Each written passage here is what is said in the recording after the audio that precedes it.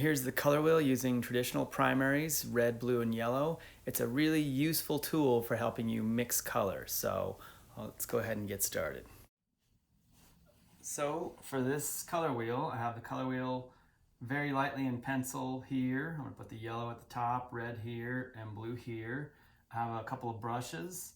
I have my brush cleaner, which actually hooks on this down here. That's going to be important. I'm going to definitely want to wash brushes in between colors. And I have a little paper towel here. And we'll talk about mediums and things later. But for right now, if I'm washing my brush out in this and it gets a little dirty, I think it's useful to have another little cup that's very clean, even if it's the same thing. In this case, I have odorless mineral spirits in both. So I have the primaries for the sake of this project. I have cadmium red medium, cadmium yellow light, and cobalt blue. And you'll notice that my palette is gray. It's actually the same gray as what I'm painting on. For the color wheel, honestly, if this is white, don't worry about it, no problem, that's easy. It's just really to get you mixing some color. But when we're talking more later about painting, it's very useful to do this. So now starting with the color wheel itself, with the yellow, red, I'm mixing with the brush, which allows me to sort of nudge the color around. I can add a little bit more red into that red-orange, for example. Working my way around, pretty straightforward. Remember, the violet is going to be the tricky one because the red and yellow are so much stronger than the blue. You need a lot more blue than the red to get that. So now I have the basic color wheel down. I'm gonna go ahead and scrape down what I mix with a brush. And I'm gonna add titanium white. So this part should have no white in it. Just let your violets, blue violets, red violets get a little darker. Now that we have the color wheel there, I want to use it to mix a couple of colors.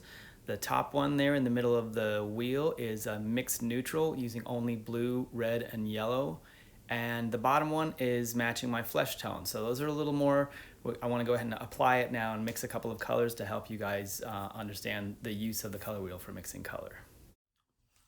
So for my mixed neutral, we're gonna use a color, this violet is it's pretty close in here almost to a mixed, like a mixed black that's not warm or cool. So again, the cadmium yellow light is what we want because if it goes to, as cadmium goes from light to medium to deep, it doesn't get whiter as it goes towards light, it actually gets yellower. So as it goes from light to medium to deep, it gets a little more red, and we know from our friend the color wheel, red and green are opposites, so they would neutralize each other. So this is really to help you mix color. So I was mixing with the brush before, now I'm gonna mix with a palette knife. I like this diamond shape a lot. And one thing we learned already is how much stronger the red and yellow are than the blue.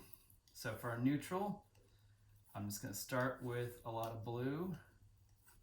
So I'm just like sort of smushing and scraping if you haven't mixed color before. And the brush goes pretty quickly if you're gonna do a bigger painting or you wanna spend more time on something, mixing with a palette knife if you have a little bit larger piles. And I'm kind of mixing randomly. Actually, one of the ways when you're mixing more colors to keep your palette clean is to sort of pick a spot. I tend to have like a dirty spot on the palette. That way I can have more colors mixed and keep it organized. So we'll add some red. That's getting a little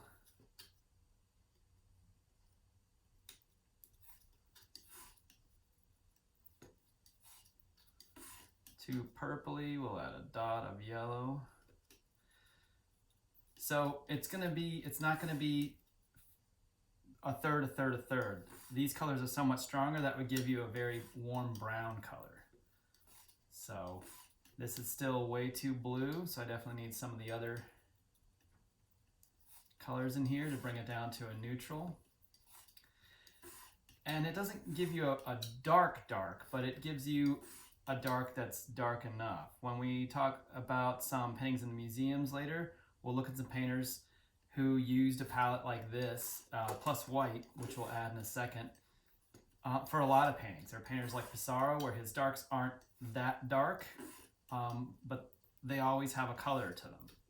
So this is getting pretty close, a little blue still. And really, when you start getting close to the color, it's almost like adding salt and pepper when you're cooking. You just add a little tiny bit. Like I'm really just like touching that yellow because I don't want it to tint over into green. So that's a pretty good neutral. We'll go ahead and stick it on here. Now, the color wheel, it makes sense to have in this order because it's to help you mix color. These last two mixed colors, I'm just going to put in the middle here.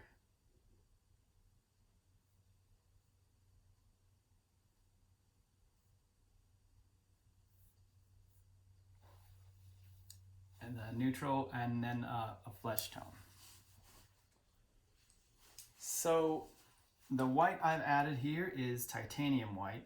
You'll notice there's a lot of choices for white. Titanium white's the strongest tinter, so that's why I recommend it for you guys. So for this last color, again, I'm going to mix with the palette knife, and what I want you to do is match your flesh tone, just ballpark, pick a spot, stay consistent. Obviously, I'm a little different palm of hand to back of hand, so maybe I'll just pick a spot in here and blur my eyes a little bit. So the color wheel is going to help me a lot to mix this color. So I'm just going to start kind of randomly with a sloppy guess and see.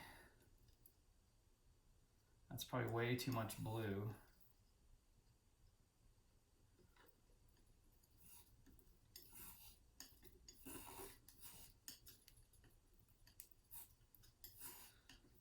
All right, so once we look at the color we have, that is way too blue. It looks like I've been dead for a while there. So I'm gonna warm that color up, and it's also dark. So maybe I'll even pull a little, it's wrong enough, maybe I'll pull a little bit out to make it easier to mix. To get closer.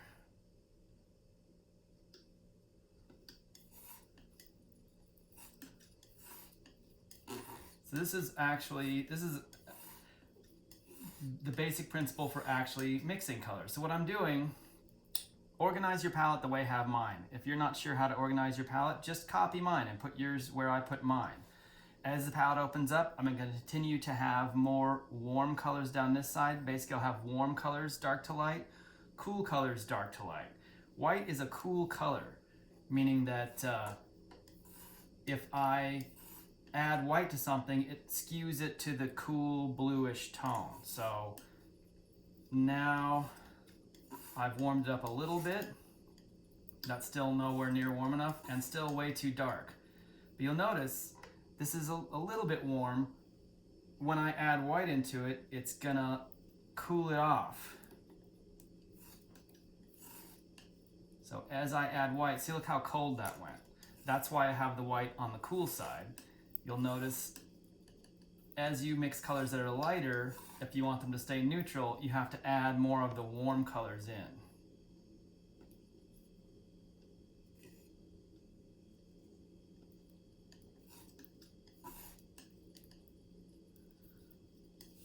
So I'm really just trying to get the value right, because we know our mixed dark, all these without white goes very dark. And as I add white, I'm just trying to compensate.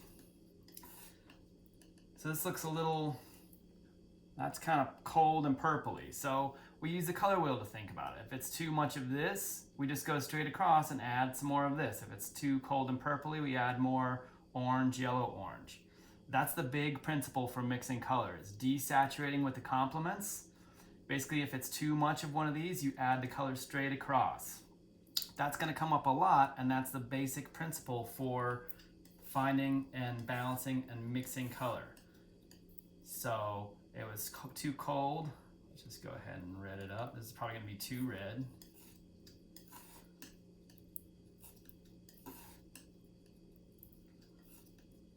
Let's just see.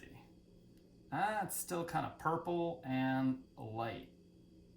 So, actually dark. Let's see. That's darker. So if it's purple, the opposite of purple is yellow, so I'll add some yellow in. That might be too much.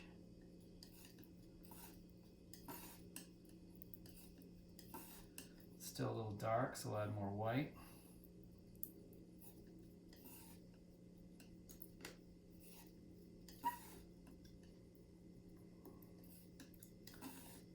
let's see. That still looks a little cold. I'm definitely more kind of orange than that, although the amount of white in it's getting pretty close.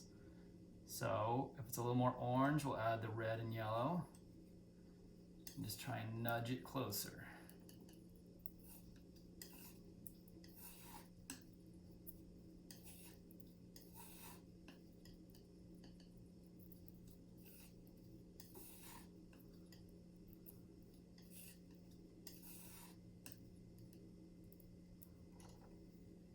That's getting pretty close. It's still a little bit violety, so it could be a little more yellow, but it's getting really close. And at this point, just like with the neutral, when you start getting close, you want to treat it sort of like salt and pepper and add just a little bit in at a time.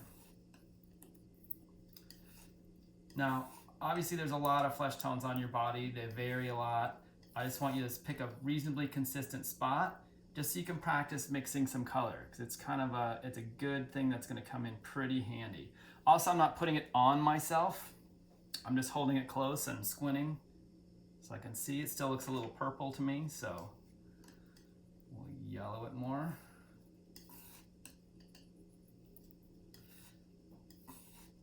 There we go. It's getting pretty close. That is pretty close. Still a little dark. So really, again, getting the value right, which is how light or dark something is, and balancing the primaries that will help you get your color right. So a lot of companies want you to buy a lot of colors of paint. I want to show you this palette because we'll use this palette again later on in class, because you can get a lot of good color out of it. I'd rather show you how to get a lot of colors out of a few colors than having to buy a lot more paint. Paint companies will always tell you need more colors, so. That is getting pretty close, a little more red. So it takes a little doing, but that's getting pretty close to what I'm happy with.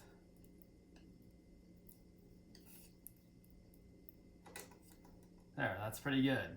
So actually a little more yellow, and then I'll put a dot on here. If this was in-person class, I actually have a painting in the classroom that I would have everyone put their flesh tone on, but since we don't have that, I'm just gonna put some on here and be done.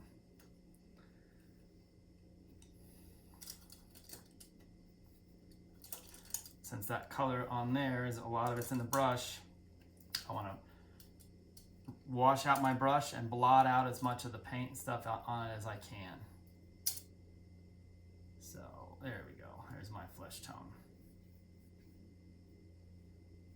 You don't have to place yours exactly where I placed mine. I just wanted to, more important that you mix the color properly. One other quick note about cleanup. So I was pretty clean. I didn't really get any paint on my hands, but if you find that you've gotten paint on your hands when you're done, you don't want to use the solvent to take the paint off your hands. Solvent evaporates quickly enough that it's gonna, it'll dry your skin out. It's not super bad, but not as good as just using something like walnut, linseed, poppy oil.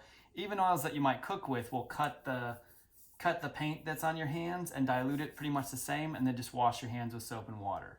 So don't put solvent on your hands, but use an oil so that'll be easier on your skin. The finished color wheel along with the neutral and my mixed flesh tone in the middle. So the big takeaway from this are the principles for mixing color in general, which is to desaturate with the complement to get the color right, and then either add more like that neutral to darken things, and remember whether your dark is warm or cool, or white to make things lighter.